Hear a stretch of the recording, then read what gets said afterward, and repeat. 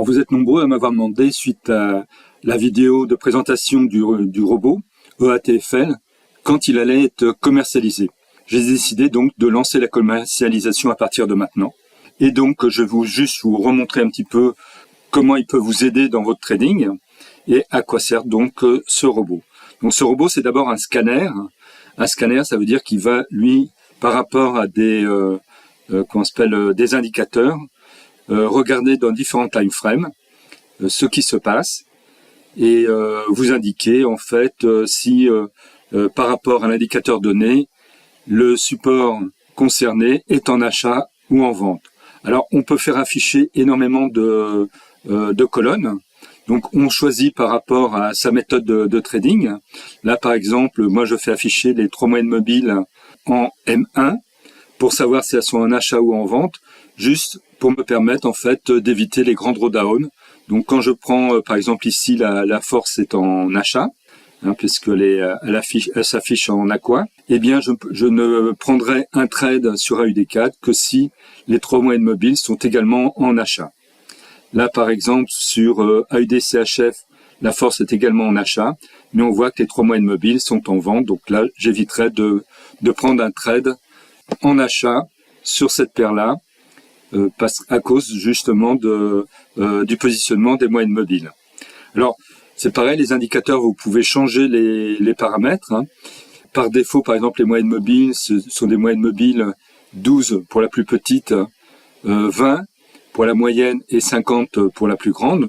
Et vous pouvez très bien mettre 20 pour la plus petite, 50 pour la moyenne, 100 pour la plus grande, etc., comme vous voulez.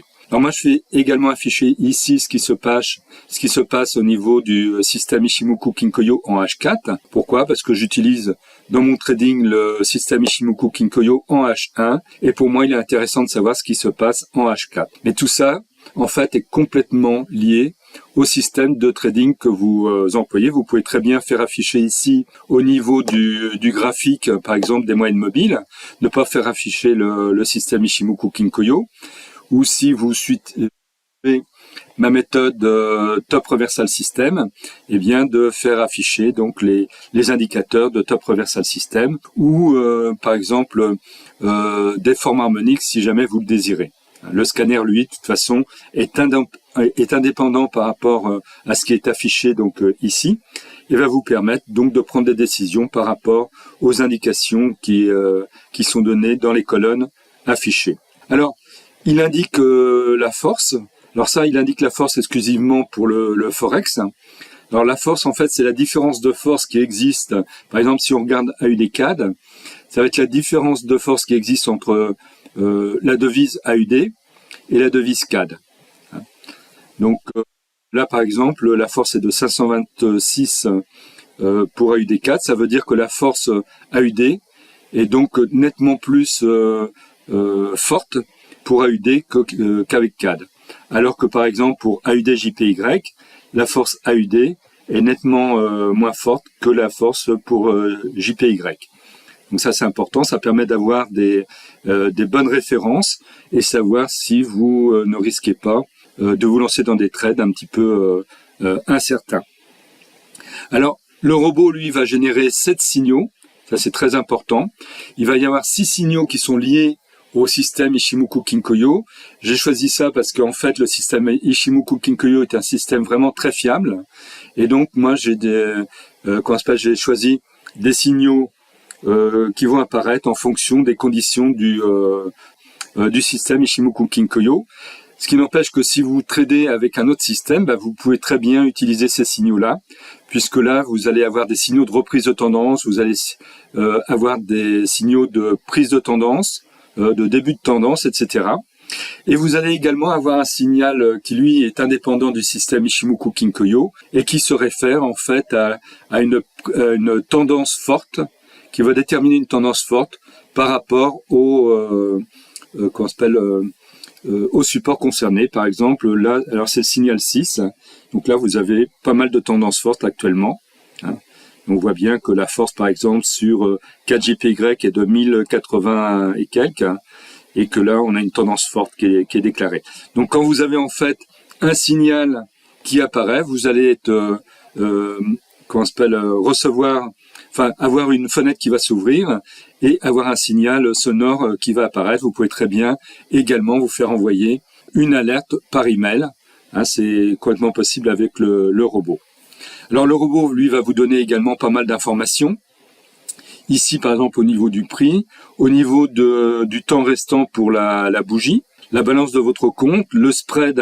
Alors le spread est en tick. Donc là, par exemple, vous avez 24, 25, donc ça veut dire 2,4 ou 2,5 pips. La tick value, donc la valeur du tick. Donc si vous voulez savoir la valeur en pips, il suffit de multiplier par 10. Là, par exemple, c'est 7,90 US dollars pour un pip ou 0,79 pour un tick. Ici, vous définissez, alors ça c'est pour le money management, vous allez définir le pourcentage de risque que vous voulez par trade. Là, par exemple, il est défini à 2%, mais vous pouvez très bien mettre 1%, 3%, 4%, 5%, comme vous voulez. Ça, chaque trader voit midi à sa porte à ce niveau-là. Vous avez une fenêtre au niveau de l'ATR. Alors, tout est calculé en tick. Donc là, par exemple, l'ATR moyen est de 161 pips, puisque c'est 1610 ticks. Vous avez l'ATR depuis le début de la journée, et donc le pourcentage de l'ATR par rapport à l'ATR moyen. Donc là, on voit que, par exemple, sur GBP JPY, on est à 142-143% de l'ATR moyen. Donc, si on veut vraiment trader cette paire-là, donc GBP JPY, faut faire attention, parce qu'on a dépassé très largement l'ATR moyen.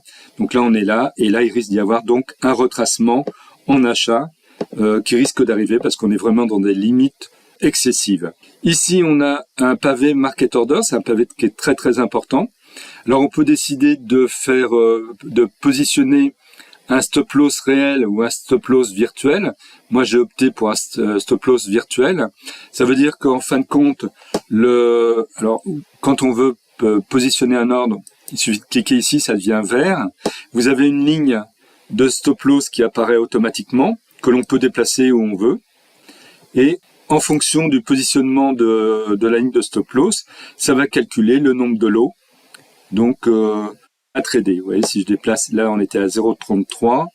Si je déplace ici, là je suis plus qu'à 0,16, etc. Donc ça respecte en fait le money management en fonction du risque par trade, de la balance du compte, de la distance du stop loss, et vous allez savoir également le risk reward que vous aurez.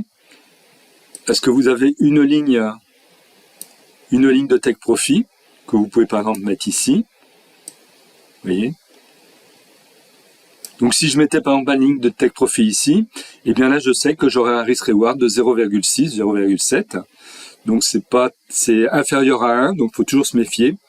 On peut trader avec des risk reward inférieurs à 1, condition en général plutôt de faire du scalping. Mais si vous faites de l'intraday ou du swing trading, il vaut mieux quand même avoir un risk reward supérieur à 1.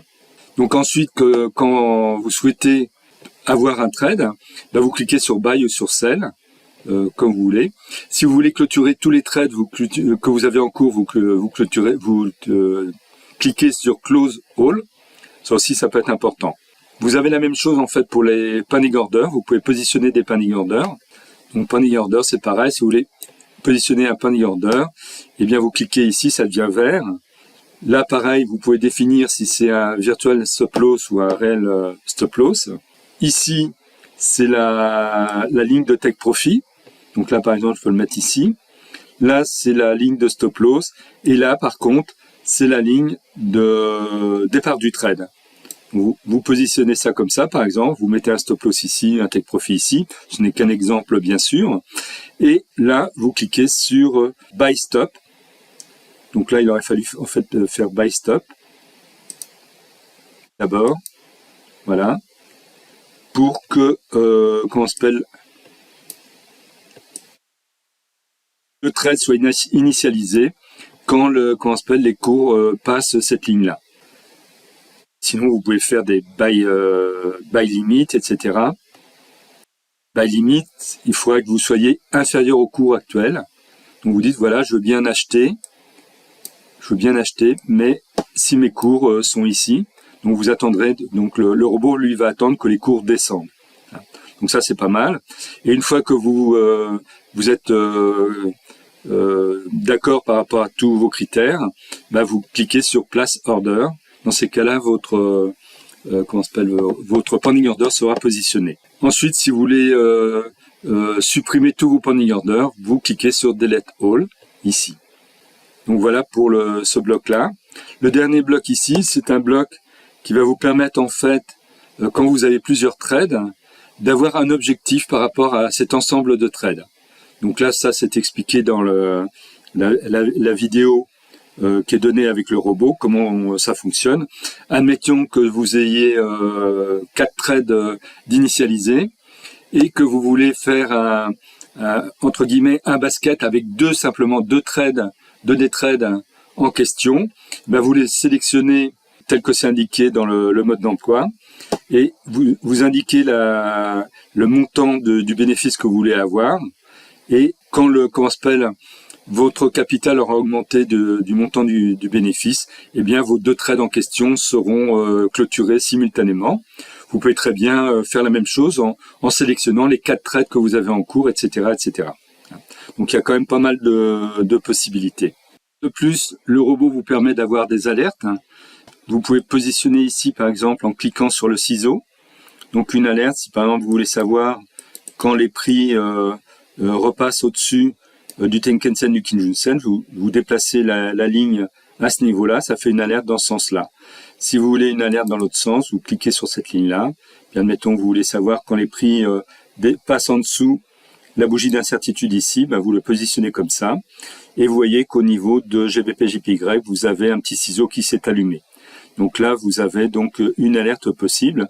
Si vous voulez la supprimer, c'est simple, il suffit de cliquer sur le ciseau et vous supprimez l'alerte en question.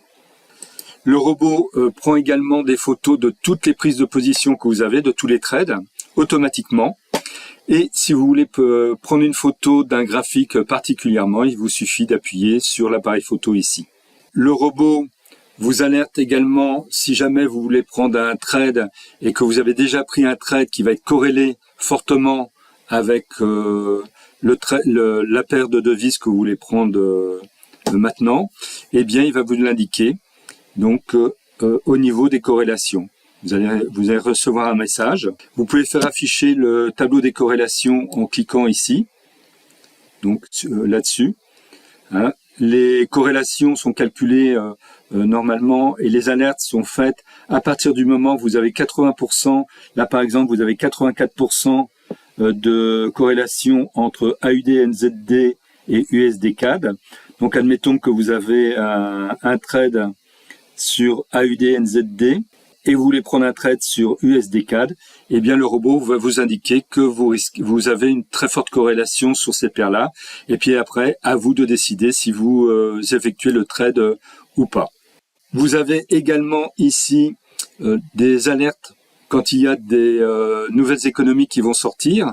Donc vous allez avoir par défaut une alerte qui va arriver, donc qui va afficher un rectangle rouge au niveau de toutes les paires concernées. 2 heures avant que la nouvelle économique ne sorte et jusqu'à 1 heure après que la nouvelle économique soit sortie. Donc ça, c'est très intéressant, surtout pour ceux qui suivent ma formation Forex Dating sur le trading des nouvelles économiques. Et pour les autres, ça peut servir dans le sens que si jamais vous voulez faire un trade, par exemple, sur euro AUD et que vous avez un rectangle rouge d'allumé, vous savez que c'est très risqué puisque vous risquez d'avoir une nouvelle économie qui risque de faire repartir violemment les cours en achat ou en vente suivant les résultats de la nouvelle économie, la statistique. Donc ça, c'est vraiment très pratique. Ça vous permet d'être tranquille, de ne pas être obligé de tout le temps surveiller ce qui se passe. Bon, pour ceux qui possèdent Basket Manager, vous avez un bouton Basket Manager. En cliquant dessus, ça rebascule directement sur le graphique où se situe Basket Manager. Alors, avec le robot, je donne en bonus la méthode que j'utilise personnellement pour utiliser ce robot. Vous avez des centaines de façons différentes de l'utiliser. Donc, j'ai décidé de dévoiler comment je l'utilise. Donc j'ai fait des trades pendant 1 semaine, donc 5 jours consécutifs. Et donc à chaque trade qui ont été pris, le robot a pris des photos, des prises de position. Et donc, alors moi, je vous rappelle que je trade en basket, c'est-à-dire que je mutualise les risques des trades par rapport aux autres. Mon objectif va être un objectif commun pour l'ensemble des trades. Et donc, quand mon capital a évolué d'un certain pourcentage, eh bien, tous mes trades vont se clôturer. Alors moi, je donne en pourcentage au niveau du robot 3%. Au niveau de, là, j'utilise Basket Manager pour ça, mais vous pouvez très bien le faire manuellement. Donc moi, je décide que je clôture tous mes trades une fois que j'ai atteint 3% par jour. Et donc, au bout de 5 jours, en fait, je n'ai pas 3% par jour, mais j'ai une moyenne de 4% par jour avec le système des intérêts composés. C'est-à-dire que, étant donné que je ne retire pas de capital pendant la semaine, donc mon capital va augmenter progressivement pendant la semaine et c'est toujours 3% par rapport au nouveau capital. Et en final, ça permet en fait de gagner beaucoup plus. Parce que vous voyez, en une semaine, j'ai gagné en moyenne 1% de plus que mon objectif initial qui était de 3%. Voici donc mes résultats sur une semaine. Donc vous voyez, bon, ça évolue assez bien progressivement, donc tout au long de la semaine. Alors naturellement, comme c'est des baskets, de temps en temps il y a des trades qui vont être clôturés, qui vont être en perte. Et peut-être que si j'avais pas tradé en basket, il n'aurait pas été en perte. Mais ça, de toute façon, je vous explique tout ça au niveau des 5 vidéos que j'ai créées sur la méthode j'utilise. Et vous verrez s'il faut pour vous trader en basket ou si vous préférez trader trade par trade.